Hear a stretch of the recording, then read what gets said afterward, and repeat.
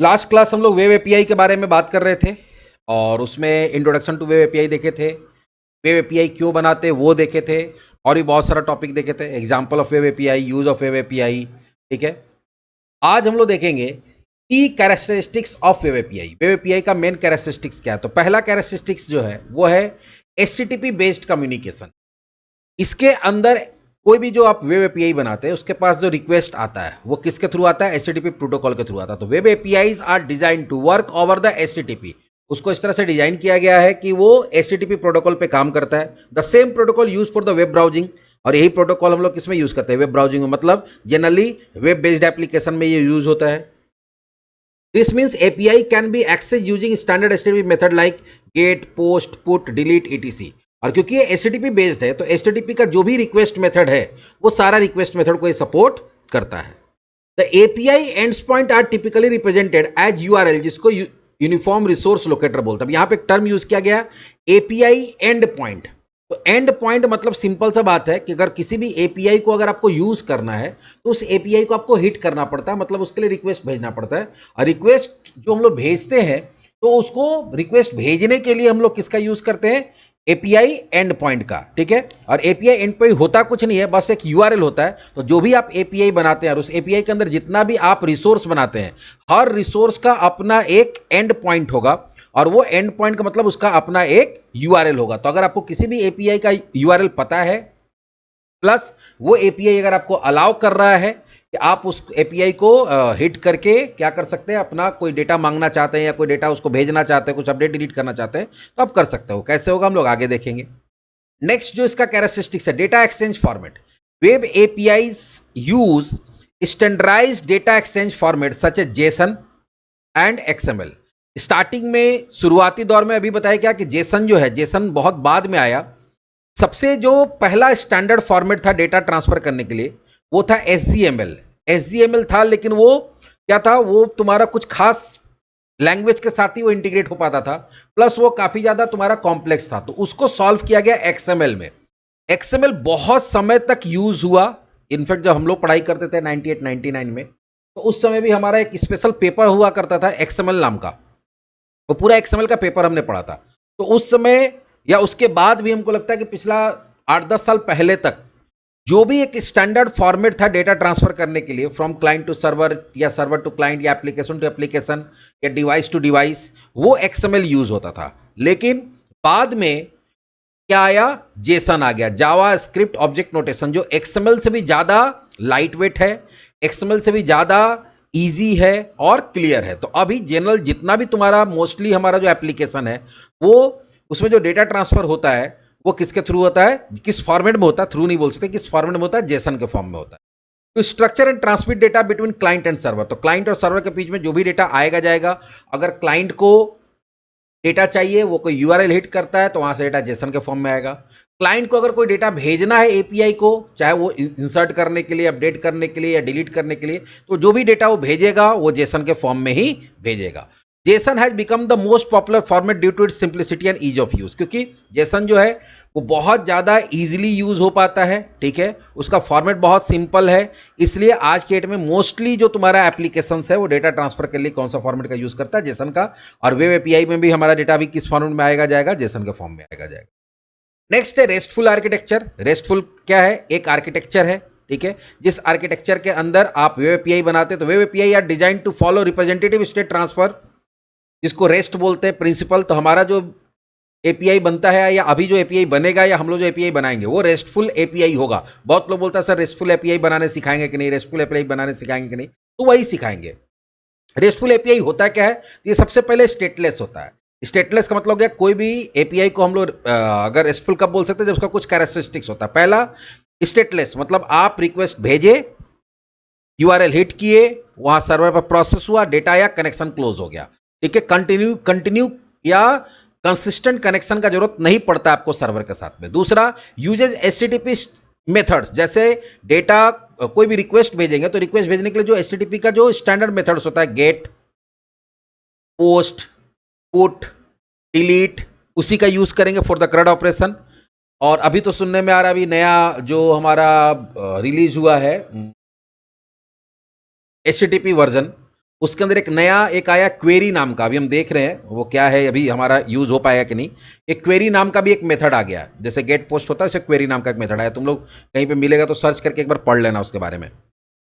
तो क्वेरी नाम का एक और, जैसे गेट होता है, पोस्ट होता है, पुट होता है, डिलीट होता है, वैसे एक क्वेरी नाम का भी एक रिक्वेस्ट मेथड आ गया। तो खैर, तो ये स्टेटलेस होता है और इसमें जो रिक्वेस्ट जाता है वो स्टैंडर्ड मेथड के थ्रू जाता है। And organise resource into the hierarchy with unique URL for each resource. और यहां पे होता है कि जितना भी रिसोर्स होगा, हर रिसोर्स के लिए एक यूनिक यूआरएल होगा। जितना भी वहां पे तुम काम अलग अलग रिसोर्स बना के, मान लो कि 5 एक्शन मेथड बना के रखे, तो पांचों के लिए यूआरएल क्या होगा, अलग अलग होगा। जो स्टेटलेस होगा, एचटीटीपी मेथड के थ्रू रिक्वेस्ट लेगा और हर रिसोर्स का अलग अलग यूनिक होता है, यूनिक यूआरएल जिसके अंदर होता है, उसी को रेस्टफुल आर्किटेक्चर बोलते हैं।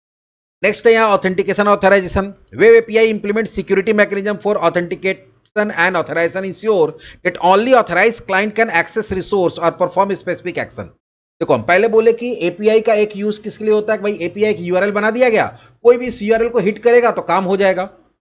बट कोई ऑर्गेनाइजेशन है, वो एपीआई बना के रखा है, तो इंटरनेट पे कोई भी उसको हिट कर सकता है।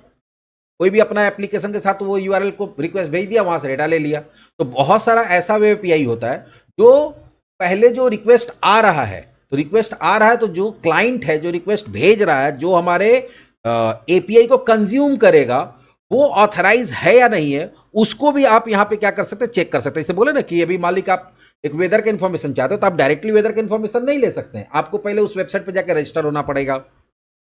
रजिस्टर होने के बाद आपको एक की मिलेगा, उस की को आपको डाउनलोड करना पड़ेगा, फिर रिक्वेस्ट के साथ उस की को भेजना पड़ेगा। तो वही उसको बोलते हैं कि अलग अलग तरीका से ऑथेंटिकेशन ऑथराइजेशन होता है। एक तो एपीआई की का सिस्टम होता है, वो हो सकता है, या ओऑथ हो सकता है, या अभी हम लोग आगे जाकर जेडब्ल्यूटी पढ़ेंगे, जेडब्ल्यूटी हो सकता है। तो बहुत सारा ऐसा रिसोर्स होता है जिसको आप सिक्योर रखना चाहते हैं। तो सिक्योर रखने के लिए हम लोग वेब एप्लीकेशन के अंदर पढ़े आइडेंटिटी फ्रेमवर्क, लेकिन यहां पे आइडेंटिटी फ्रेमवर्क नहीं यूज होगा। यहां पे आप अगर एपीआई को सिक्योर करना चाहते हैं तो एपीआई की होता है, ओऑथ होता है, जेडब्ल्यूटी होता है, उससे आप उसको सिक्योर कर सकते हैं, कोई भी अनऑथराइज यूजर आपके एपीआई को यूज ना कर पाए, ठीक है, या कोई अनऑथराइज एप्लीकेशन आपके एपीआई को यूज ना कर पाए, तो वो भी इसके अंदर हो सकता है। ये सब तो कुछ क्या हो गया, कैरेक्टरिस्टिक्स हो गया। अब आते हैं ASP.NET कोर वेब एपीआई क्या होता है भाई। अभी तक तो वेब एपीआई का बात की है, अभी तक ASP.NET कोर वेब एपीआई की बात नहीं की है। अब हम लोग आगे, ठीक है, वेब एपीआई अलग अलग टेक्नोलॉजी में बनाया जा सकता है, जावा टेक्नोलॉजी के थ्रू बनाया जा सकता है, .NET टेक्नोलॉजी के थ्रू भी बनाया जा सकता है, और भी बहुत सारे टेक्नोलॉजी के थ्रू बनाया जा सकता है। लेकिन अभी हम लोग कौन से टेक्नोलॉजी के थ्रू बनाना चाहते हैं, हम लोग बनाना चाहते हैं ASP.NET कोर MVC के थ्रू। तो ASP.NET Core Web API is a framework for building scalable and high performance RESTful web APIs using ASP.NET Core platform। ASP.NET Core Web API क्या है, वो एक तरह का फ्रेमवर्क है जिसके थ्रू आप क्या कर सकते हैं, काफी स्केलेबल और high performance restful web API बना सकते हैं। और उसके लिए हम लोग किसका यूज करेंगे, ASP.NET Core का प्लेटफॉर्म का यूज करेंगे। मोस्टली वही सारा कुछ होगा, माइनर चेंजेस होता है एपीआई में और वेब एप्लीकेशन में। It allowed developer to create robust and flexible APIs that various client can consume। Consume का मतलब देखो यहाँ पे कंफ्यूज नहीं होना है, बहुत जगह कंज्यूम वर्ड मिलेगा। कंज्यूम का मतलब होता है, सिंपल सी बात है, कोई वेब एपीआई बना हुआ है, कोई एक क्लाइंट एप्लीकेशन, ऐसा क्लाइंट एप्लीकेशन जो वेब एपीआई को क्या कर रहा है, हिट कर रहा है और उससे अपना काम करवा रहा है। तो जो भी एप्लीकेशन, चाहे वो मोबाइल एप्लीकेशन है, वेब एप्लीकेशन है, डेस्कटॉप एप्लीकेशन है, कंसोल एप्लीकेशन है, किसी भी तरह का एप्लीकेशन है, अगर वो किसी वेब एपीआई को यूज कर रहा है तो वेब एपीआई को यूज करने के प्रोसेस को ही क्या बोलते हैं, वेब एपीआई को कंज्यूम करना। ठीक है, तो कंज्यूम कर रहा, सिंपल सा बात है। जिसे लिखा भी हुआ such as web application, mobile application, desktop application and third party services, किसी भी तरह का चीज हो सकता है। कोई भी अगर आपका वेब एपीआई को यूज कर रहा है तो उसी प्रोसेस को बोलते हैं कंज्यूम करना। तो आप .NET के थ्रू भी, ASP.NET कोर के थ्रू भी ऐसा वेब एपीआई बना सकते हैं जिसको किसी भी तरह का एप्लीकेशन क्या कर सकता है, कंज्यूम कर सकता है और अपना काम वेब एपीआई से करा सकता है। हाँ, मोटा मोटी अगर डिफरेंस समझोगे तो एक वेब एप्लीकेशन में, एक वेब एपीआई में क्या है, तो कोडिंग में तो रहेगा ही चेंजेस, लेकिन मोटा मोटी एक डिफरेंस रहेगा कि एक वेब एप्लीकेशन के पास मॉडल भी होता है, कंट्रोलर भी होता है और व्यू भी होता है, और एपीआई के पास में क्या होता है, सिर्फ मॉडल और कंट्रोलर होता है, इसके पास व्यू नहीं होता है। ये सिर्फ आपको डेटा दे देगा, व्यू आप बनाइए, जो भी कंज्यूम करेगा वो उसका व्यू डिसाइड करेगा कि उस डेटा का व्यू कैसा होगा। हाँ, एक और मोस्ट इंपॉर्टेंट चीज कि क्या ऐसा जरूरी है कि कोई, अगर मान लो, बहुत लोग पूछ देता है कि अच्छा वेब एपीआई में बताओ कि अगर मान लो कि तुम ASP.NET कोर वेब एपीआई बनाए हो, ठीक है, या ASP.NET कोर का यूज करके वेब एपीआई बनाए हो, तो क्या उसको कंज्यूम करने वाला एप्लीकेशन भी .NET प्लेटफॉर्म का ही होना चाहिए? वेब एप्लीकेशन क्या .NET से बना हुआ होना चाहिए, मोबाइल एप्लीकेशन .NET से बना होना चाहिए, डेस्कटॉप एप्लीकेशन .NET से बनाना चाहिए? तो ऐसा नहीं है। आप वेब एपीआई किसी भी टेक्नोलॉजी में बनाइए, रेस्टफुल का ही बेनिफिट है।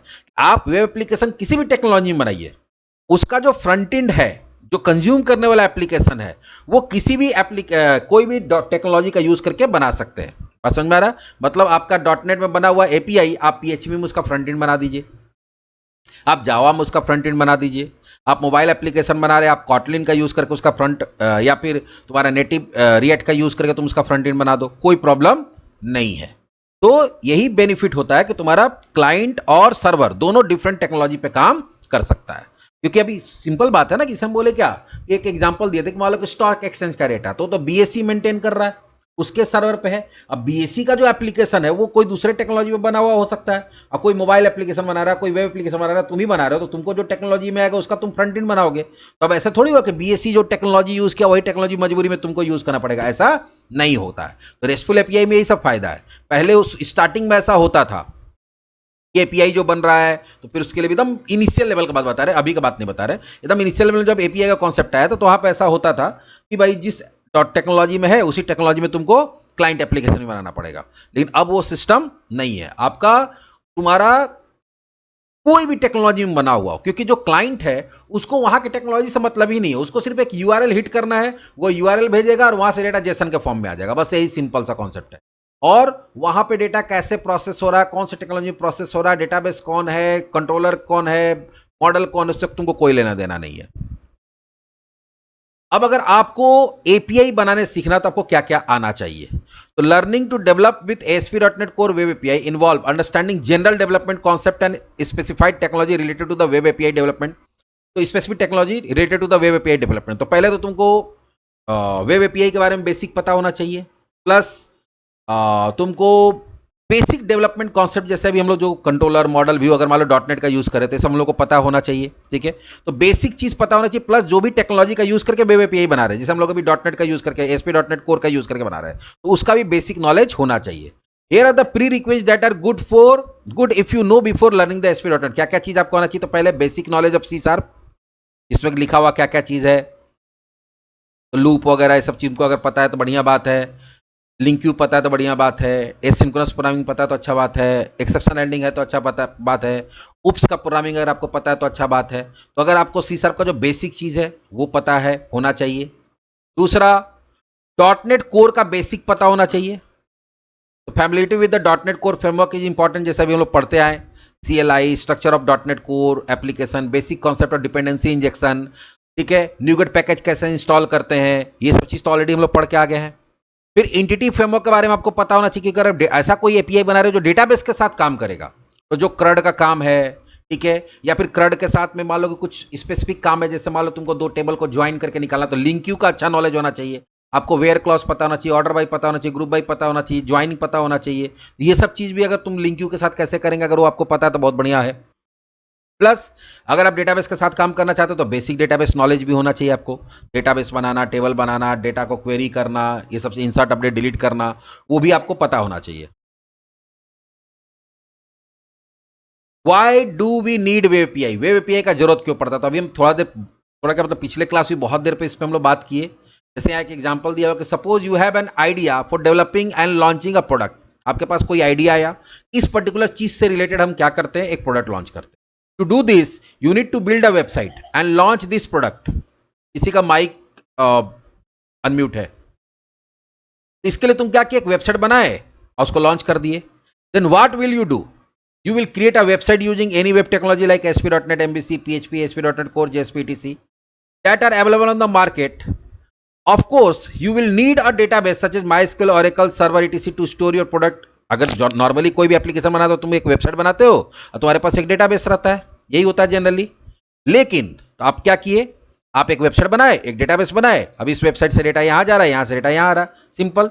स्टार्टिंग में क्या था कि कोई भी जब इनिशियल लेवल था, आज से 30 साल पहले, 35 साल पहले, जब खास करके इंडिया के अंदर या हर जगह धीरे धीरे सारा सिस्टम को कंप्यूटराइज किया जा रहा था, तो जहां पे जैसा जरूरत है वैसा एप्लीकेशन, किसी को अगर मान लो कि डेस्कटॉप एप्लीकेशन जरूरत है तो सिर्फ डेस्कटॉप एप्लीकेशन बनवाया, किसी को वेब एप्लीकेशन की जरूरत है तो वेब एप्लीकेशन बनवाया, किसी को अगर मोबाइल एप्लीकेशन की जरूरत है तो मोबाइल एप्लीकेशन बनवाया, किसी को कंसोल एप्लीकेशन की जरूरत है तो कंसोल एप्लीकेशन, मतलब स्पेसिफिक एप्लीकेशन बनता था। लेकिन जैसे जैसे समय आगे बढ़ा, रिक्वायरमेंट चेंज हुआ, तो by combining the website and database you will have a fully functional dynamic website that interact with the database. अगर इसमें देखा जाए तो वेबसाइट को और डेटाबेस को इंटरेक्ट कर दिए तो फुल्ली फंक्शनल डेटा मेरा एप्लीकेशन बन गया।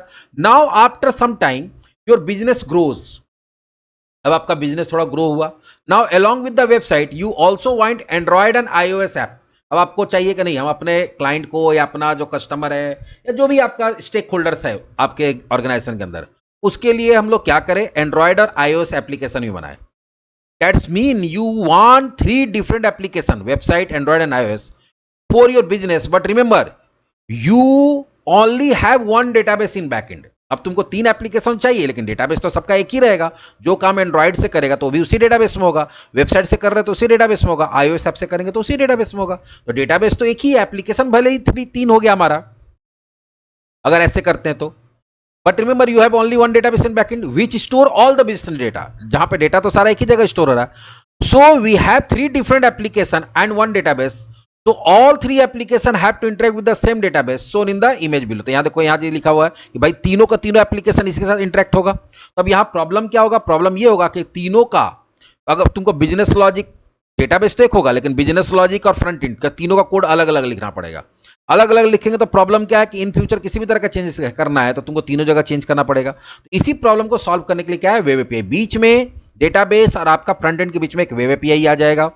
जो वेब एपीआई क्या रहेगा, सबके लिए कॉमन रहेगा। तो बिजनेस लॉजिक जो होगा तुम्हारा वो वेब एपीआई के अंदर आ जाएगा, जो कि वेब एपीआई तुम्हारे डेटाबेस के साथ इंटरेक्ट करेगा और तुम्हारा सारा एप्लीकेशन अपने काम के लिए किसके साथ इंटरेक्ट करेगा, वेब एपीआई के साथ इंटरेक्ट करेगा। तो ये मोटा मोटी वेब एपीआई का कॉन्सेप्ट था कि हम लोग क्यों यूज करेंगे, कहां यूज करेंगे, वो हो गया।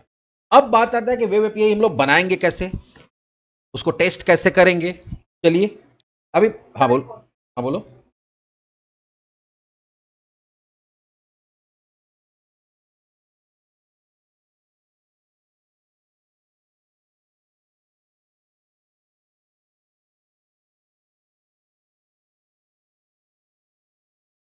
सेम प्रोजेक्ट, देखो तुम्हारा कहना है कि मान लो तुम्हारा कोई एक वेब एप्लीकेशन चल रहा है, ठीक है, और वो तुम अपना इंटरनल यूज कर रहे हो। अब तुम चाहते हो कि तुम्हारा कोई ऐसा क्लाइंट है या कुछ है जिसको भी तुम्हारा डेटाबेस का जरूरत है, तो तुम वो सेम प्रोजेक्ट में कोई चेंजेस नहीं करोगे, तुम एक अलग से प्रोजेक्ट बनाओगे एपीआई का, और वो उस एपीआई को कनेक्ट कर दोगे सेम डेटाबेस के साथ में।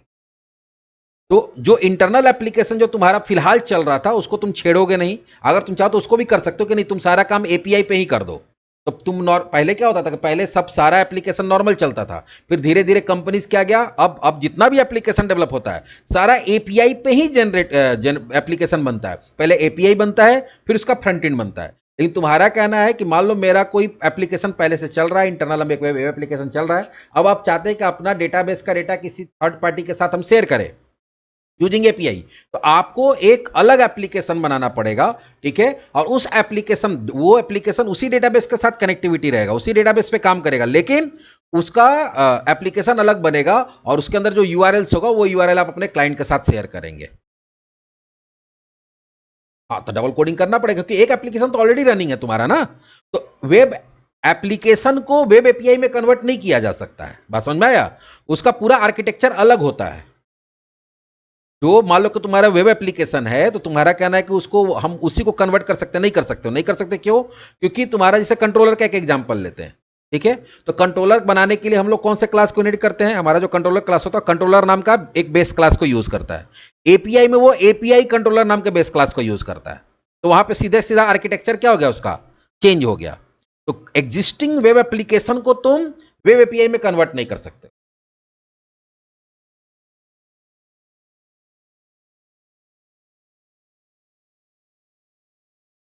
हाँ, वो हो सकता है, वो तुम कर सकते हो कि उसी के अंदर एक एपीआई कंट्रोलर तुम डाल दिए तो वो एज एन एपीआई काम करने लगेगा। हाँ, वो कर सकते हो कि उसी एप्लीकेशन, तुमको पूरा सेपरेट प्रोजेक्ट तुम नहीं, तुम्हारा कहना है कि हम सेपरेट प्रोजेक्ट ना बनाए, बाकी कंट्रोलर जैसे चल रहा है उसी में एक क्या करे, हाँ, लेकिन उसमें फिर तुमको क्या करना पड़ेगा, पुराण डॉट सी एस वगैरह में भी कुछ कुछ जाके मैनुअल चेंजेस करना पड़ेगा। चलो अब हम लोग देखते हैं कि पहले तो एकदम बेसिक देखते हैं कि हम लोग एपीआई का प्रोजेक्ट बनाएंगे कैसे। एक चीज ध्यान रखना कि इसमें क्लाइंट एप्लीकेशन अलग बनेगा और एपीआई प्रोजेक्ट अलग बनेगा। अभी हम लोग एपीआई प्रोजेक्ट बना रहे हैं। क्रिएट न्यू में गए। अब यहां पे जो टेम्पलेट है, टेम्पलेट ही है, तुमको चेंज करना पड़ेगा। अभी क्या है, ASP.NET core web app MVC हम लोग यूज करते थे। अब आपको क्या यूज करना है, यहां पे अगर यहां नहीं दिख रहा है तो मेरा रिसेंट में दिख रहा है क्योंकि हम यूज किए हुए हैं, नहीं तो यहां पे तुमको मिल जाएगा, है ना। ASP.NET core web API, restful API बनाने के लिए इसी पर्टिकुलर टेम्पलेट का हम लोग यूज करते हैं। ASP.NET कोर वेब एपीआई, उसको नेक्स्ट पे करेंगे। इसका नेम देते हैं डेमो एपीआई। क्या देते हैं, डेमो। सिर्फ समझने के लिए, आगे हम लोग आगे डिटेल में बनाएंगे। डेमो एपीआई, फिर यहां नेक्स्ट पे क्लिक करेंगे। ठीक है, ये याद रखना, इसको टिक करना होगा, इनेबल ओपन एपीआई सपोर्ट। ठीक है, ये करना पड़ता है, क्यों करना पड़ता है हम बताएंगे। प्लस बाकी जो जैसे वैसी बाकी कुछ इधर उधर नहीं करना है। अगर ये वाला ये भी टिक रहता है पहले से, लेकिन अगर टिक नहीं है तो हम लोग इसको टिक कर देते। क्रिएट।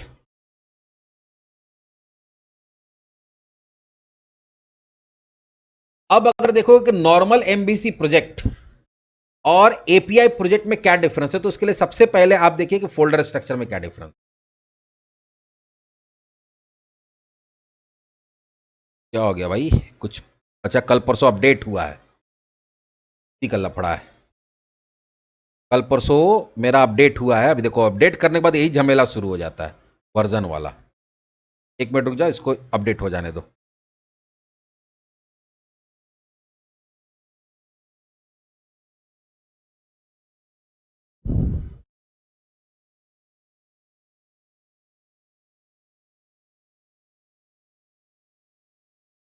ठीक है, अब यहां पे देखो क्या क्या है। यहां पे तुमको सिर्फ कंट्रोलर मिल रहा है, मॉडल नहीं मिल रहा है, नंबर वन। यहां पे तुमको व्यू नहीं मिल रहा है, नंबर टू। प्लस एक एक्स्ट्रा फाइल तुमको यहां पे दिख रहा होगा, डेमो एपीआई डॉट HTTP, जो कि बाकी जगह नहीं होता है। यहां पे तुमको कहीं पे www रूट नहीं दिख रहा है, क्योंकि यहां पे व्यू तो होगा ही नहीं। जब व्यू नहीं होगा तो व्यू से रिलेटेड जितना भी, व्यू में क्या होता है, स्टैटिक फाइल्स हो सकता है, जैसे इमेज हो गया, CSS हो गया, JS हो गया। ठीक है, प्लस तुम्हारा UI फ्रेमवर्क हो गया, जैसे बूटस्ट्रैप का तुम्हारा फाइल्स हो गया। तो वो सब चीज तो हम लोग को यहाँ पे यूज करना ही नहीं है, क्योंकि यहाँ फ्रंट एंड तो बन ही नहीं रहा। इसलिए यहां पे देखोगे कोई भी चीज नहीं। प्लस एक एपीआई ऑटोमेटिक एक डेमोस्ट्रेशन के लिए एक एपीआई ये अपने आप बना के देता है, इसको बोलते हैं वेदर फोरकास्ट। उसके लिए देखो यहां मॉडल बना हुआ है, ये जो मॉडल है, एक मॉडल है यहां पे, जिसमें क्या है, वेदर फोरकास्ट, जिसमें कुछ डेट है, टेम्परेचर, ये डेमो है। और यहां एक कंट्रोलर होगा, उसका भी नाम है वेदर फोरकास्ट कंट्रोलर। लेकिन ये जो कंट्रोलर है, इसमें देखो क्या डिफरेंस है। पहला, इसके ऊपर एक एनोटेशन लगा हुआ है, का नाम क्या है, एपीआई कंट्रोलर। मतलब यहां बताया जा रहा है कि ये जो कंट्रोलर है वो नॉर्मल कंट्रोलर नहीं है, एपीआई कंट्रोलर। दूसरा, रूट, इस एपीआई कंट्रोलर को कैसे हिट किया जाएगा, तो यहां पे ब्रैकेट में क्या लिखा हुआ, कंट्रोलर, मतलब जो कंट्रोलर का नाम है वेदर फोरकास्ट, उसी से इसको हिट किया जाएगा। सेकेंड जो है, यहां पे क्या दिख रहा होगा तुमको, कंट्रोलर बेस। जनरली जो नॉर्मल हम लोग वेब एप्लीकेशन के अंदर कंट्रोलर बनाते हैं, उस एप्लीकेशन के अंदर वो कंट्रोलर नाम के क्लास से इनहेरिट होता है। लेकिन ये एपीआई वाला किससे होता है, कंट्रोलर बेस। बाकी अंदर में वही काम है। जैसे यहां पे देखोगे क्या बना हुआ है, ये क्योंकि पहले से बना बनाया है, इसके अंदर एक एरे बना हुआ, ध्यान से देखोगे स्ट्रिंग एरे बना हुआ है, जिसके अंदर कुछ वैल्यूज है। प्लस इसके अंदर एक्शन मेथड तो बनता है, लेकिन ये ध्यान रखना कि इसके अंदर जो भी एक्शन मेथड बनेगा, वो तो उसका नाम तुम कुछ भी नहीं दे सकते हो।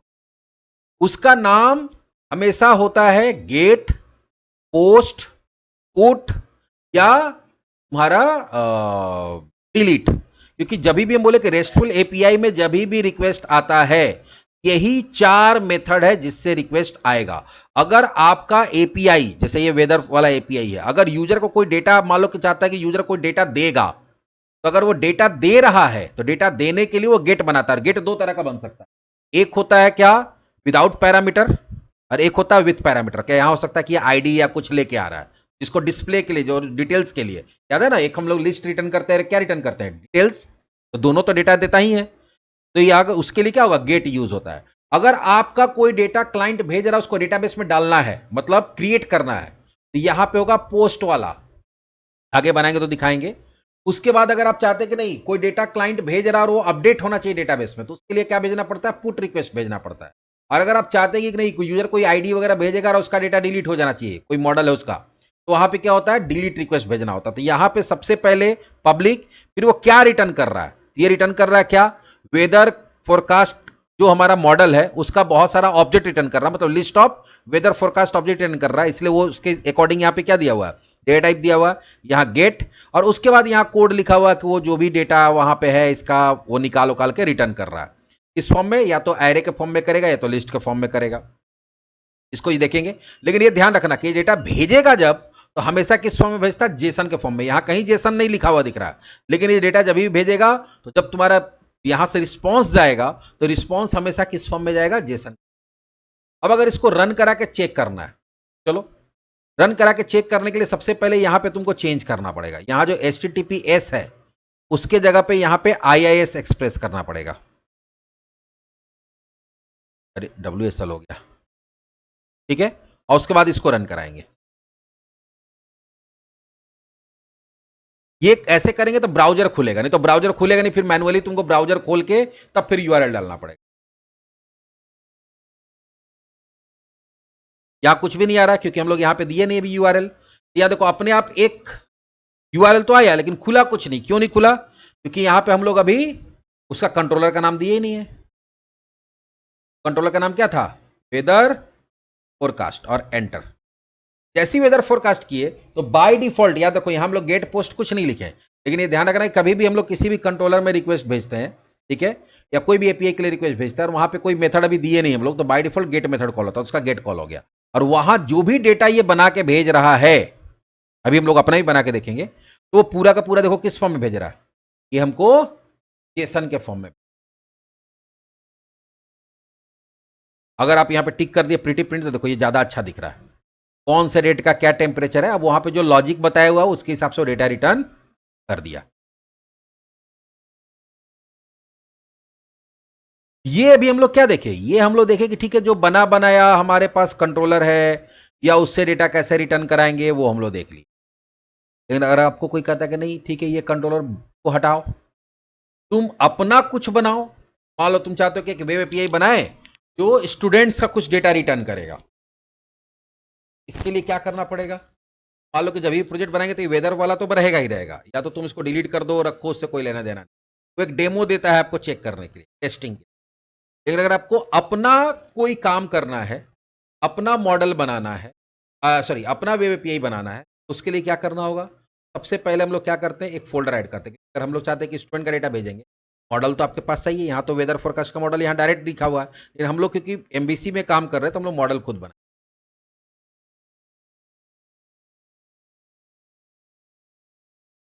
Right click, add,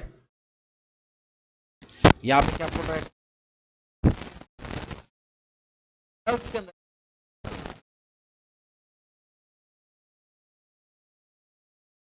.cs।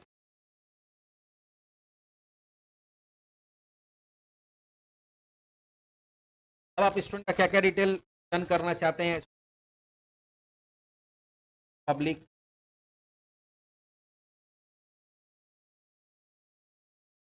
एक पब्लिक, पब्लिक, इतना ही बन गया हमारा मॉडल। अब आप अपना एपीआई कंट्रोलर बनाएंगे, मॉडल था तो आप अपना कंट्रोलर, कंट्रोलर कहां बनेगा, फोल्डर में बनेगा। Right click, add. अब यहां ध्यान देना कि आपको एमबीसी कंट्रोलर नहीं लेना है, आपको पहले एपीआई में जाना है। यहां आपको यहां से कैटेगरी चेंज करना है एपीआई, और यहां क्या लेना है, एपीआई कंट्रोलर, यहां पे ऐड। और इसका नाम क्या देना है हमको, रेंट कंट्रोलर डॉट सी। अपने आप यहाँ पे सारा कुछ आ रहा है कि देखो इसका यूआरएल, पहले तो एपीआई कंट्रोलर हो गया, और इसका रूट। रूट क्या होगा? जो भी तुम्हारा यूआरएल होगा, जो डिफॉल्ट यूआरएल, उसके बाद आपको एपीआई लिखना पड़ेगा, और एपीआई के बाद कंट्रोलर का नाम लिखना पड़ेगा, और उसके बाद तुमको गेट पोस्ट जिसको आपको कॉल कराना वो कॉल करना। यहाँ तक आ गया। अब हम लोग क्या चाहते हैं कि जैसे ही मेरा ये कंट्रोलर का ऑब्जेक्ट बनेगा, एक डेटा बन जाना चाहिए। चाहते हैं कुछ स्टूडेंट्स का डेटा बन जाए। क्या बनाते हैं? Private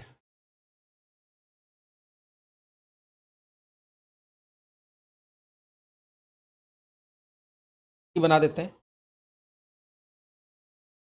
list. प्राइवेट बनाए, इस क्या बना रहे हैं? एक वेरिएबल बना रहे स्टूडेंट, जो लिस्ट ऑफ स्टूडेंट्स बना रहे हैं। अब इसमें पहला स्टूडेंट का ऐड करें, तो ID equals to 1, name equals to कुछ भी दे दो, Ajay Kumar, gender male, date of birth अपने आप आएगी, 1/1/2000। एक इसके अंदर क्या हुआ? एक ऑब्जेक्ट ऐड हुआ। हम इससे जितना स्टूडेंट का डेटा जाए, क्योंकि तो कभी लोग डेटा बेस के साथ काम नहीं कर रहे हैं, अभी हम सिर्फ डेमो बता रहे हैं कि कैसे ये तुमको डेटा स्टोर करेगा और उसके बाद ये रिटर्न करेगा। एक दूसरा बना रहे हैं, अभी डेटाबेस के साथ काम नहीं करना, तो चलो लोग अपने मन से दे देते हैं इसको। वो प्राइवेट रखने का कोई मतलब नहीं है। देखो, ये हम चाहे तो इसको पब्लिक भी रख सकते हैं, लेकिन देखो प्रॉब्लम क्या है यहाँ पे, हमारा यूज क्या है इसका? इस पर्टिकुलर ऑब्जेक्ट को हम चाहते हैं कि कंट्रोलर ही यूज कर पाए, कंट्रोलर के बाहर से कोई यूज ना कर पाए। तो इसको सिक्योर करने के लिए हम लोग क्या कर दिए? प्राइवेट बना लिए। प्राइवेट मेंबर क्या होता है? सिर्फ क्लास के अंदर से यूज होता है, क्लास के बाहर से आप उसको यूज नहीं कर सकते, प्राइवेट बनाए। बट अभी तुम फॉर द वाइल तुम इसको पब्लिक भी कर दो तो कोई प्रॉब्लम नहीं, प्रोटेक्टेड भी कर दो तो प्रॉब्लम नहीं है। लेकिन किसी भी क्लास के अंदर जनरली कोई भी, ये देखो ओप्स पढ़े होगे तो ओप्स के एब्स्ट्रैक्ट, यहाँ पे ये आपको पढ़ाया जाता है कि कोई भी क्लास के अंदर जो प्रॉपर्टी होता है या मेंबर होता है, क्लास मेंबर, जो कि तो हमेशा क्या रखा जाता है? प्रॉपर्टी को हमेशा प्राइवेट रखा जाता है, और हमेशा क्या पब्लिक रखा। इसलिए क्योंकि तुम्हारा कोई भी प्रॉपर्टी को डायरेक्टली कोई एक्सेस नहीं कर पाए फ्रॉम आउटसाइड द क्लास। अगर एक्सेस करना भी हो तो फंक्शन कर पाए, क्योंकि पब्लिक है। ये उप्स का कॉन्सेप्ट के अंदर ये पढ़ाया जाता है भाई। ये एब्स्ट्रैक्शन इनकैप्सुलेशन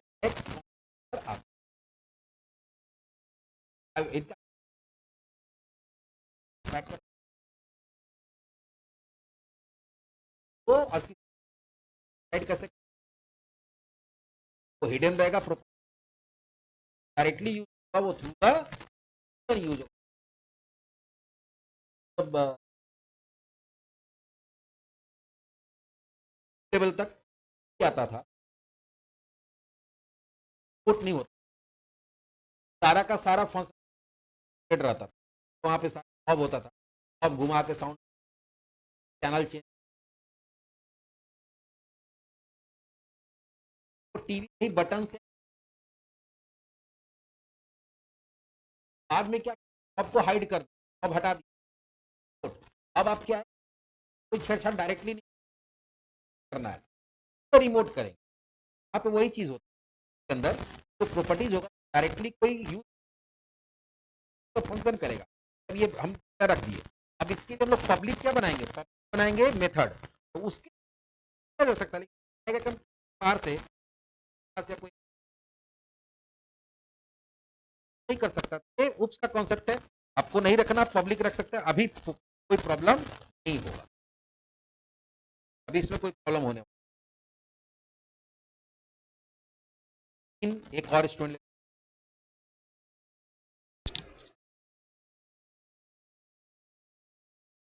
देखोगे, जितना भी बार हमारा, हम लोग कभी भी यहाँ पे क्लास स्कोप में कोई भी चीज़ बनाए होंगे, तो हमारा हमेशा देखोगे कि हम लोग प्राइवेट ही बनाते थे। तो private read only, DB context का ऑब्जेक्ट बना रहे हैं, या कोई इन कोई object, user manager, role manager जो हम लोग पीछे बनाए, सब देखोगे हम लोग क्या करते गए थे, यही बनाते गए थे। क्या नाम है तुम्हारा? प्राइवेट ही बनाते गए।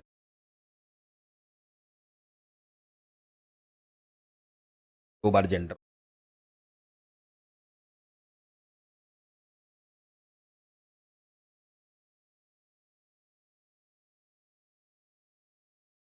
ये हमारा एक बन गया लिस्ट ऑफ स्टूडेंट। यहाँ एरर क्यों आ रहा भाई?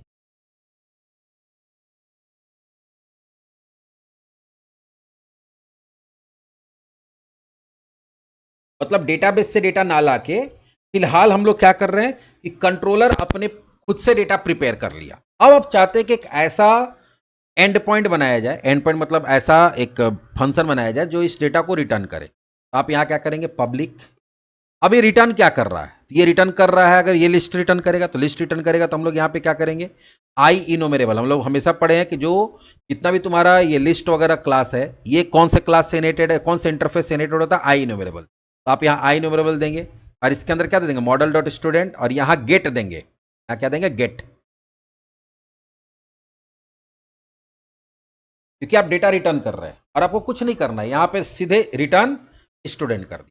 मतलब इस पर्टिकुलर कंट्रोलर का अगर ये वाला एपीआई को कोई हिट करता है तो वो क्या दे देगा। और हाँ, यहाँ एक चीज और, गेट है इसलिए यहाँ पे एचटीटीपी गेट देना पड़ेगा, यहाँ पे आपको मेथड देना पड़ेगा गेट, ये गेट रिक्वेस्ट के थ्रू कॉल होगा। अब इसमें एक और चीज बताएंगे। तो फिलहाल हम लोग एक एपीआई बनाए स्टूडेंट नाम से, उसके पास एक, अगर उस एपीआई को, स्टूडेंट एपीआई को गेट मेथड से रिक्वेस्ट किया जाएगा तो आपको क्या करेगा, लिस्ट ऑफ स्टूडेंट्स और उसके साथ जितना भी डेटा है वो डेटा रिटर्न कर देगा। अब इसको रन कराते हैं हम लोग।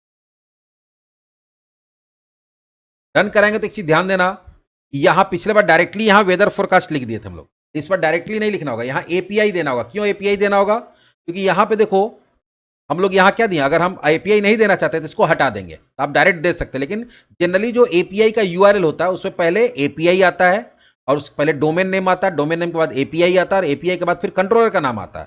कंट्रोलर का नाम मेरा क्या है, स्टूडेंट। और हम लोग कुछ यहाँ गेट पोस्ट नहीं दे रहे, तो बाय डिफॉल्ट गेट कॉल होगा। जैसे ही गेट को कॉल किए हैं, देखो जेसन के फॉर्म में, वहां तो हमारे पास लिस्ट के फॉर्म में था डेटा, डेटा किस आ गया, वहां पे डेटा हमारा जेसन के फॉर्म था।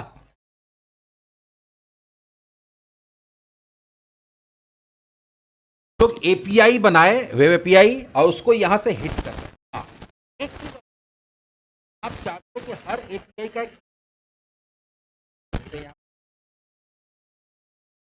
वहां पे दी गेट है, लिख नहीं सकते गेट। अब अगर आप कस्टम एपीआई देना है, कस्टम यूआरएल देना चाहते हैं, तो इसके ऊपर ब्रैकेट में गेट। अब क्या हो सकता है, आप यहां पे उस भी सकते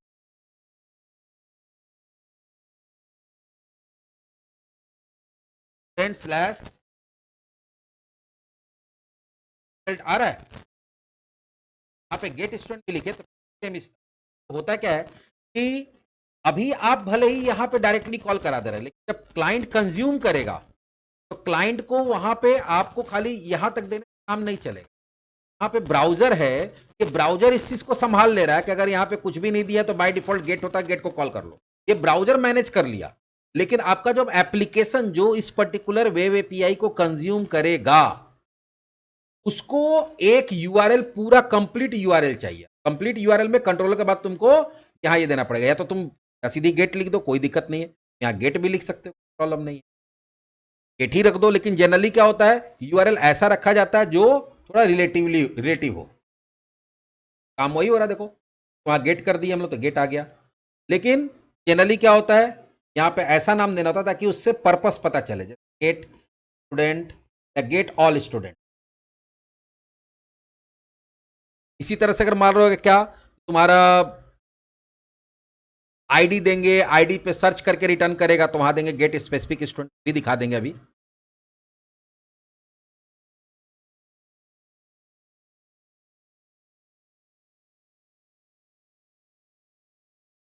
गेट ऑल स्टूडेंट,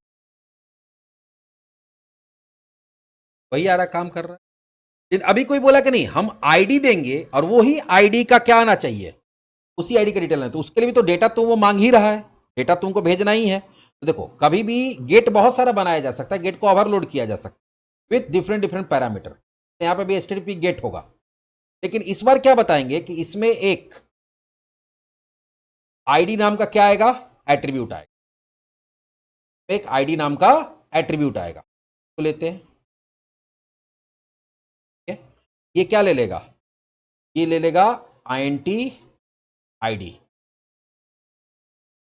आईडी नाम का एक एट्रीब्यूट आया। अब यहां पे हम लोग क्या करेंगे, क्या ये स्पेसिफिक भेजेगा, यहां देगा एस टी इक्वल्स टू, यहाँ पे किस नाम से बना है, स्टूडेंट्स डॉट फर्स्ट और डिफॉल्ट, और यहाँ पे क्या कर देंगे, एक्स का आईडी, जो काम डेटाबेस से लाके कर रहे हैं वही काम लोकल वाला में भी करेंगे, इक्वल्स टू आईडी।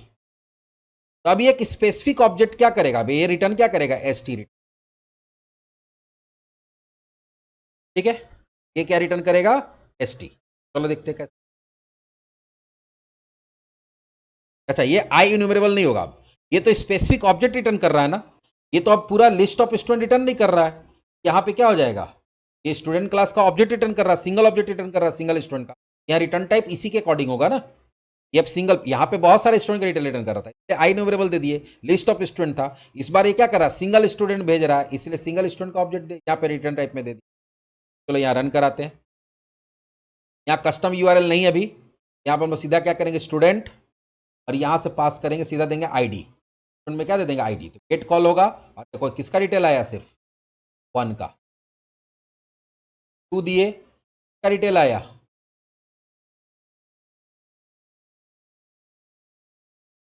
1 2 3,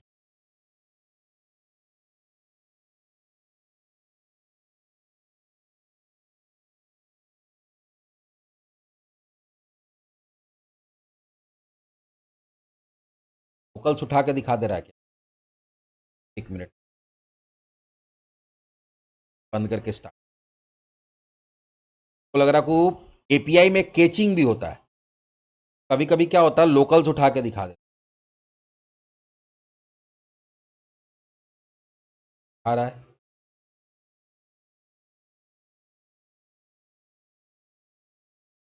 आईडी भेज रहे हैं,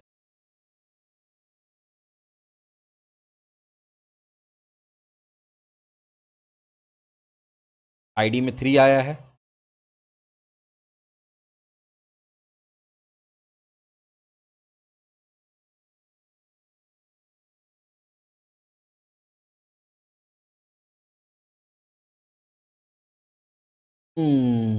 यहाँ पे हम लोग गड़बड़ किए, गड़बड़ क्या किए हैं, प्रॉपर्टी हमारा आई कैपिटल है, ये सर्च ही नहीं कर रहा है, सिर्फ फर्स्ट ऑफ डिफॉल्ट में क्या कर रहा है, फर्स्ट वाले को उठा ले रहा है, एक्स डॉट एक्स का आईडी, ऐसे देते हैं ना हम लोग, एक्स डॉट एक्स का आईडी, यहां आप लोग कंडीशन ही गलत दे दी, एक्स डॉट आईडी दे दिए थे, एक्स डॉट एक्स का आईडी इक्वल्स टू आईडी, अब हमारा काम सर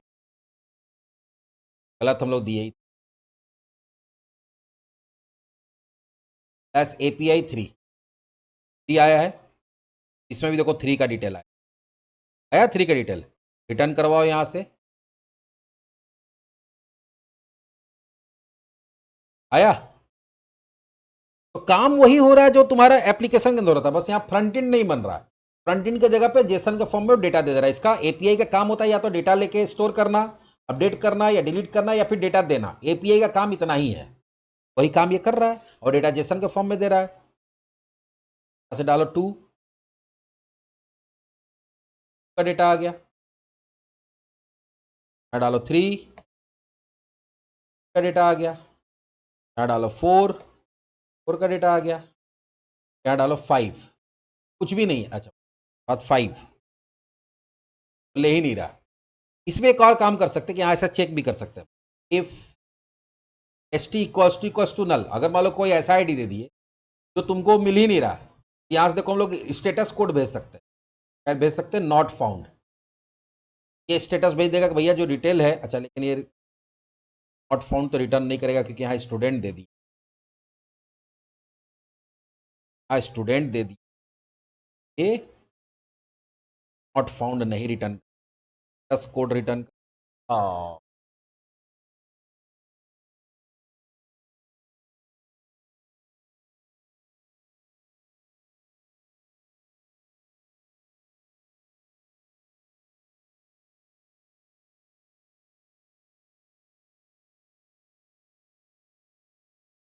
क्या करना होगा कि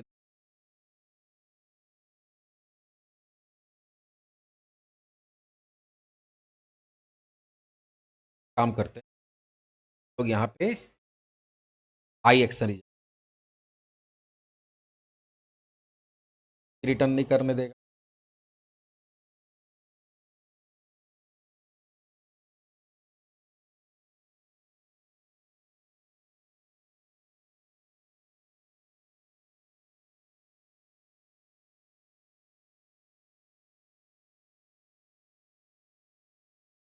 एक्शन रिजल्ट तो दिए, तो एक्शन रिजल्ट करके भी देखते हैं। हाँ, उससे भी हो सकता है। एक्शन रिजल्ट ले रहा है, आई हटाना पड़ रहा है। इंटरफेस के जगह पे directly action result class use.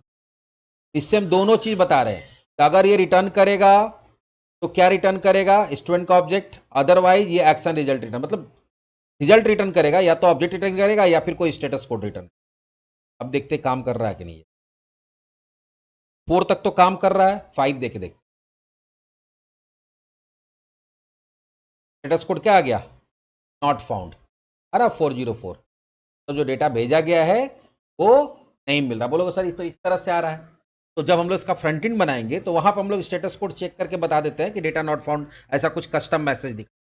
फिलहाल स्टेटस कोड हम लोग नॉट फाउंड रिटर्न करते, तो ये पूरा इन्फॉर्मेशन दे, नॉट फाउंड, उसका कोड वगैरह सारा। जब इसको कंज्यूम करेंगे तो वहां पे इसका एक्चुअल यूज आ देंगे। फिलहाल देखो यहाँ पे हम लोग क्या किए, गेट वाला काम किए। अभी पोस्ट वगैरह वाला कर नहीं सकते, क्यों? क्योंकि अभी हम लोग डेटाबेस पे तो काम किए नहीं। तो अब मान लो कि यहाँ पे हम लोग लोकल पे काम कर रहे हैं, लोकल डेटा पे। लोकल डेटा में तो सिर्फ क्या हो सकता है, डेटा निकाल ही सकते हैं, ऐड डिलीट अपडेट तो कर नहीं सकते, तो काम हो नहीं रहा है। कि हम एक एग्जाम्पल बताएं कि आप कैसे को इंप्लीमेंट कर सकते हैं। हाँ, अभी जो हम लोग टेस्ट कर रहे हैं वो मैनुअली टेस्ट कर रहे हैं, ठीक है, ब्राउजर के अंदर यूआरएल हिट करके, बाकी मैनुअली काम कर रहे हैं। एक इसमें बहुत सारा टेस्टिंग टूल भी होता है, जैसे एक पोस्टमैन होता है। उसी तरह से जब तुम्हारा डॉटनेट है तो डॉटनेट के साथ एक स्वैगर नाम का टेस्टिंग टूल आता है। क्या आता है? स्वैगर नाम का। तो आप चाहें तो इसको स्वैगर के थ्रू भी टेस्ट कर सकते हैं। स्वैगर के थ्रू टेस्ट करना चाहते हैं तो आपको कुछ पैकेज इंस्टॉल करना पड़ता है और program.cs के अंदर कुछ कॉन्फ़िगरेशन करना पड़ता है। चलो उसको भी करके दिखा देते हैं। उसको कैसे करते हैं, तो अगर कोई भी वेब एपीआई बना रहे हैं तो वेब एपीआई के साथ ही साथ आपको टेस्टिंग करते जाना होता है। तो टेस्टिंग के लिए आप ब्राउजर का हेल्प से यूआरएल डाल के और बाकी कर रहे हैं, तो वो प्रोफेशनल तरीका नहीं है, ठीक है। आप बेसिक अगर छोटा मोटा बना रहे हैं एप्लीकेशन, जैसे अभी हम लोग बनाए, तो उसको टेस्ट करने के लिए ठीक है। लेकिन जहां लार्ज स्केल एपीआई बनता है, जहां बहुत सारा एपीआई बन रहा है या बहुत हैवी एपीआई बन रहा है, तो वहां पे ब्राउजर से चेक करना थोड़ा सा फिजिबल नहीं माना जाता। उसके लिए आपको टेस्टिंग टूल यूज करना पड़ता है। तो वो अलग अलग टेस्टिंग टूल है, सैकड़ों टेस्टिंग टूल है। सबसे फेमस पोस्टमैन है। अगर डॉटनेट के साथ अगर हम लोग काम कर रहे हैं तो इंटीग्रेटेड अगर देखा जाए डॉटनेट के साथ में, तो हम लोग स्वैगर यूज करते हैं। स्वैगर के लिए क्या करना पड़ता है, 2-3 पैकेज इंस्टॉल करना पड़ता है। चलो उसको इंस्टॉल करना पड़ेगा, हम इंस्टॉल करके बता देंगे, अभी मेरे पास है नहीं। वो अलग से एप्लीकेशन इंस्टॉल होता है, वो अलग से पोस्टमैन नाम का एप्लीकेशन होता है, उसको डाउनलोड करके इंस्टॉल करना पड़ता है। ये जो तुम्हारा होगा, ये तुम्हारा ब्राउज इसी के अंदर डॉटनेट के साथ ही इंटीग्रेटेड, मतलब वो टेस्टिंग टूल है। आप अपना विजुअल स्टूडियो में ही उसको, उसका विजुअल स्टूडियो नहीं बोल सकते, अपने प्रोजेक्ट के अंदर ही डाउनलोड करके उसका कुछ पैकेजेस होता है और कुछ कॉन्फ़िगरेशन करके डायरेक्ट टेस्ट कर सकते। बता देंगे, उसको भी डाउनलोड करना पड़ेगा हमको। बोलते रहे कि सैकड़ों होता है, सैकड़ों नहीं हजारों हो सकता है। अलग अलग कंपनी अलग अलग टूल यूज करता है, लेकिन ज्यादा फेमस 2-3 ही है। तो बहुत सारा होता है अलग अलग टेस्टिंग टूल, अलग अलग कंपनीज अलग अलग यूज करता है। यहाँ पे चलो मैनेज न्यूगेट पैकेज में आते हैं। यहाँ पे आपको करना कुछ नहीं, बस स्वैगर टाइप करिए, SWAGG। यहाँ पे तुमको स्वैगर टाइप करोगे, तुमको 2-3 पैकेज डालना पड़ता है। एक स्वैसबकल ASP.NET Core .swagger, इसको इंस्टॉल करना पड़ेगा। एक स्वैगर जेन को इंस्टॉल, अरे क्या हो गया भाई, यही प्रॉब्लम हो गई। अपडेट करो और झमेला शुरू हो जाए। अपडेट देता का है भाई तुम। हाँ, इसको अपडेट कर दिया, अब पैकेज को अपडेट नहीं किया। अब इसके अकॉर्डिंग पैकेज अपडेट होगा सारा बाद में।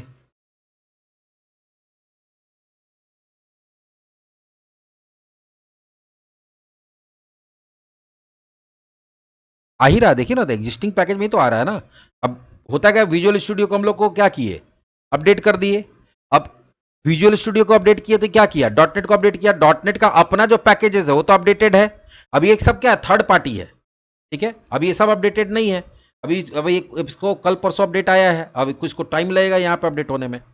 देखते हैं क्या किसका सॉल्यूशन निकाला जा सकता है। Warning as error, take package downgrade, Microsoft open API 2.7.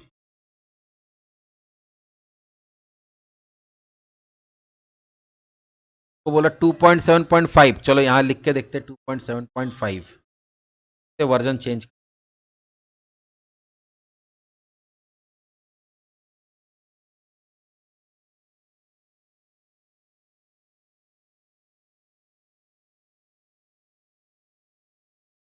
करने से हो गया। देखो एक इसको करना पड़ता है, दूसरा स्वैगर जेन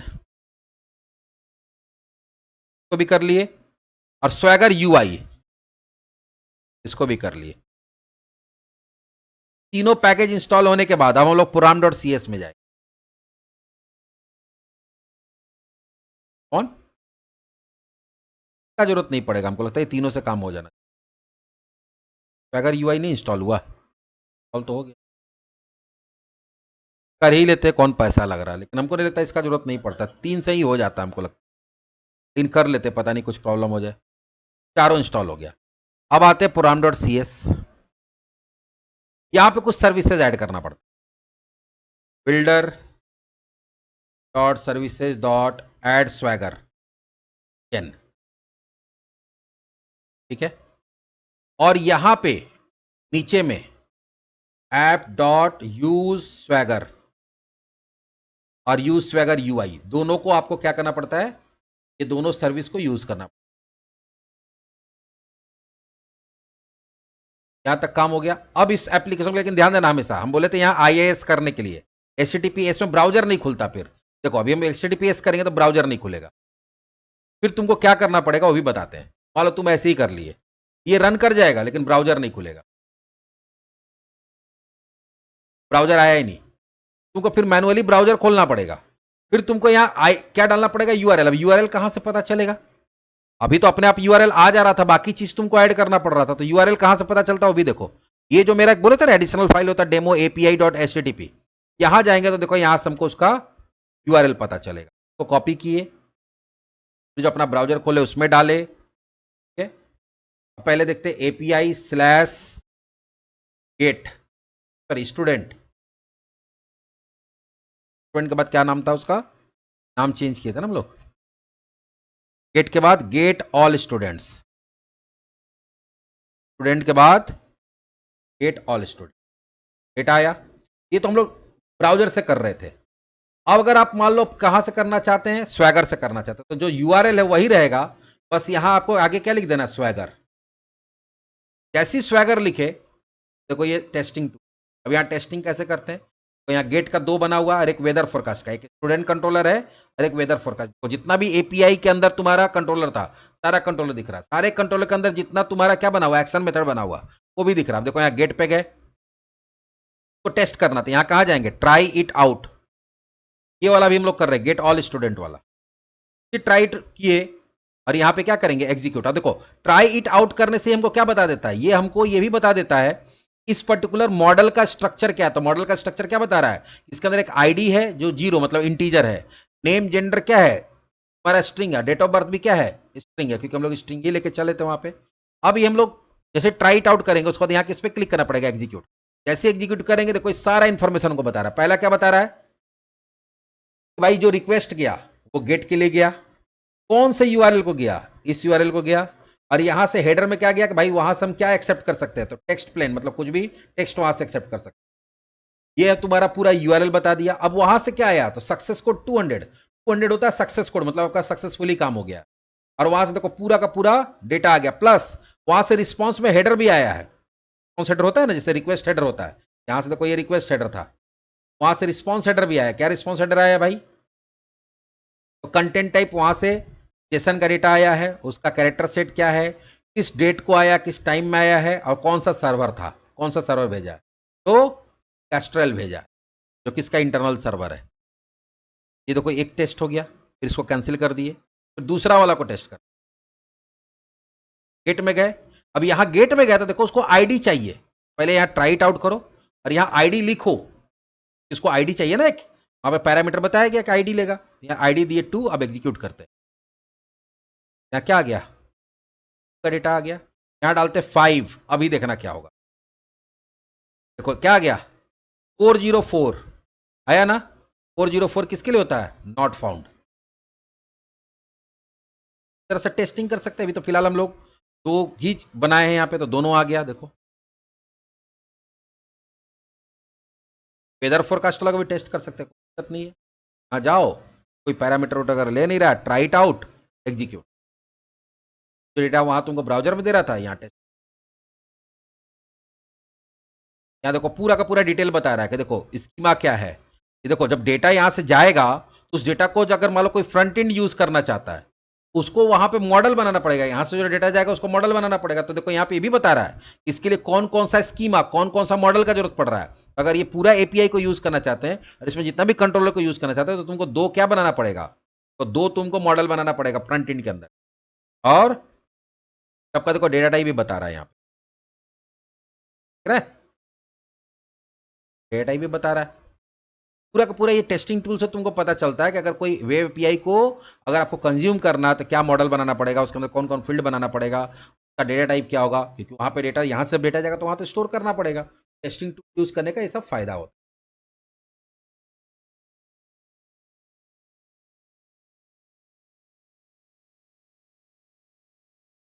तो इस तरह से हम लोग बेसिक एक वेब एपीआई बनाए, ठीक है। इस अभी हम लोग डेटाबेस के साथ काम नहीं किया। अब अगला जो हमारा सेशन होगा उसमें हम लोग ऐसा वेब एपीआई बनाएंगे जो पूरा पूरा डेटाबेस का क्रड का काम करे। फिर वेब एपीआई बन जाएगा। जब वेब एपीआई बन जाएगा तो फिर एक सेशन हम लोग यूज का एक क्लास करेंगे जहां पे हम लोग उस पर्टिकुलर वेब एपीआई को किसी वेब एप्लीकेशन से क्या करेंगे, कंज्यूम करेंगे। अभी आज हम लोग बेसिक्स देखे कि कैसे कौन कौन सा चीज आपको वेब एपीआई में ध्यान रखना है। तो वेब एपीआई का जो कंट्रोलर क्लास होता है वो कंट्रोलर बेस क्लास को इनहेरिट करता है। उसके ऊपर एक कंट्रोलर एपीआई कंट्रोलर नाम का क्या होता है, एक हमारा एट्रीब्यूट होता है। उसके ऊपर आप इस एपीआई को हिट करने के लिए यूआरएल का क्या होगा, तो जो तुम्हारा डोमेन है, डोमेन के बाद आपको एपीआई देना है, एपीआई के बाद जो कंट्रोलर का नाम देना है वो दे दो। तुम चाहो तो नहीं, हम नहीं चाहते कि स्टूडेंट लिखे, हम नहीं चाहते कि स्टूडेंट, हम चाहे तो यहां अपना भी दे सकते हैं कि नहीं स्टूडेंट नहीं, हम यहां पे देना चाहते हैं सीधा एसटी। एपीआई के अंदर एसटी दे और एसटी के अंदर क्या दे दे, गेट ऑल स्टूडेंट। देखो ये टोटल कस्टमाइजेबल है। आप नहीं चाहते कि कंट्रोलर का नाम किसी को पता चले, देख लो यहाँ देखो एसटी आ गया। ब्राउजर में खुद से भी हिट कर सकते हो, ब्राउजर में खुद से भी हिट कर सकते हो। चलो खुद से हिट करते हैं। चलिए यूआरएल पता होना चाहिए। यूआरएल कहाँ पता चलेगा तुमको, ये वाले फाइल में, एचटीटीपी वाला फाइल में गए, कॉपी करके पेस्ट मारे, गए API slash ST slash get all friends, हम कर गया ना। आप कंट्रोलर का भी चेंज कर सकते हैं। यहां पे ब्रैकेट के अंदर कंट्रोलर का मतलब लिखने का मतलब प्लेस होल्डर था कि ठीक है भैया जो कंट्रोलर का नाम रहेगा वही तुम्हारा यूआरएल बन जाएगा। लेकिन आप चाहे तो अपना कस्टम यूआरएल भी दे सकते हैं। हम लोग क्या किए, कस्टम यूआरएल दे दिए। लेकिन इसका मतलब होता है कि नहीं, ये ब्रैकेट के अंदर कंट्रोलर लिखने मतलब कि जो कंट्रोलर का नाम है वो आएगा। लेकिन आप इसके जगह पे जो नाम देना चाहे वो नाम। आज का सेशन में इतना ही। नेक्स्ट सेशन हम लोग डेटाबेस के साथ काम करेंगे। ऐसा वेब एपीआई बनाएंगे जो कि डेटाबेस में क्रड का काम करेगा। तो हिट करेंगे हम लोग और वो डेटा तुमसे लेके डेटाबेस में डालेगा। तुमको डेटा, तुम चाहो तो सारा डेटा लिस्ट के फॉर्म में दे देगा, तुम चाहोगे तो सेलेक्टेड डेटा दे देगा डेटाबेस से निकाल के, तुम चाहोगे तो तुम्हारा डेटा लेके अपडेट कर देगा, और तुम चाहोगे तो तुम्हारा डेटा को आईडी लेके उसको डिलीट कर देगा। तो क्रड का भी काम कर सकता है, भी बता देंगे नेक्स्ट क्लास। लेकिन ये जो हम लोग बना रहे, देखो एक चीज और हम बताना भूल गए। तो वेब एपीआई होता है, तो दो तरह का वेब एपीआई होता है। एक होता है मोनोलॉथिक और एक होता है माइक्रो, क्या उसको हम लोग माइक्रो वेब एपीआई बोलते हैं, क्या उसको एक और टर्म बोलते हैं, माइक्रो सर्विसेज। तो मोनोलॉथिक का मतलब क्या होता है, मोनोलॉथिक का मतलब ये होता है, मान लो कोई एक ऑर्गेनाइजेशन है, मान लो कि हम एक वेबसाइट बना रहे हैं और उसमें मेरा 4 5 10 कंट्रोलर है। 10 कंट्रोलर, या मान लो तुम्हारा 10 टेबल है, 10 टेबल है तो 10 तुम्हारा मॉडल बना, ठीक है। 10 मॉडल बना तो 10 मॉडल के लिए तुम 10 कंट्रोलर बना दिए। तो सारा का सारा एक ही वेब एप्लीकेशन के अंदर अभी मेरा 2 कंट्रोलर हो गया, एक वेदर भी हो गया और एक स्टूडेंट भी हो गया, ऐसे कोर्स भी हो गया, फी भी हो गया। तो सारा का सारा एक ही वेब एपीआई के अंदर सारा कंट्रोलर है, सारा मॉडल है, तो उसको मोनोलिथिक बोलते हैं। अभी जो है, क्योंकि वेब एप्लीकेशन इतना स्केलेबल होता है कि अगर तुम एक ही कंट्रोलर के अंदर, ध्यान से समझना, एक ही कंट्रोलर के अंदर, सॉरी एक ही वेब एपीआई के अंदर सारा कंट्रोलर डाल दिए, सारा मॉडल डाल दिए, तो वो डिप्लॉय भी कहां होगा, एक ही सर्वर पे होगा। और जब एक सर्वर पे होगा तो अगर सोचो कि सारा कंट्रोलर के लिए रिक्वेस्ट आना शुरू हो गया, एक साथ हजारों लाखों, तो सारा का सारा एक ही सर्वर पे प्रोसेस होगा। एक ही सर्वर पे प्रोसेस होगा तो सर्वर तुरंत डाउन हो जाए। इसीलिए अब बनाया जाता माइक्रो सर्विसेज। माइक्रो सर्विसेज में क्या होता है कि तुम्हारा एप्लीकेशन एक ही है, डोमेन एक ही है, लेकिन एक सर्वर होगा, ठीक है, उस पे कोर्स से रिलेटेड डेटाबेस भी उसका अलग होगा, कंट्रोलर भी अलग होगा, मॉडल भी अलग होगा, वो अलग सर्वर पे डिप्लॉयड होगा। स्टूडेंट का जो डिटेल है उसका डेटाबेस अलग होगा, डेटाबेस सर्वर अलग होगा, उसका एपीआई सर्वर अलग होगा, और वो सिर्फ स्टूडेंट का काम करेगा। तो मतलब अब तुम क्या करोगे कि बड़े एप्लीकेशन को अलग अलग पार्ट में, अलग अलग जितना भी तुम्हारा कंट्रोलर है या जितना भी तुम्हारा मॉडल है, हर मॉडल के लिए अलग डेटाबेस, हर मॉडल के लिए अलग कंट्रोलर, हर कंट्रोलर के लिए अलग सर्वर होगा, ठीक है।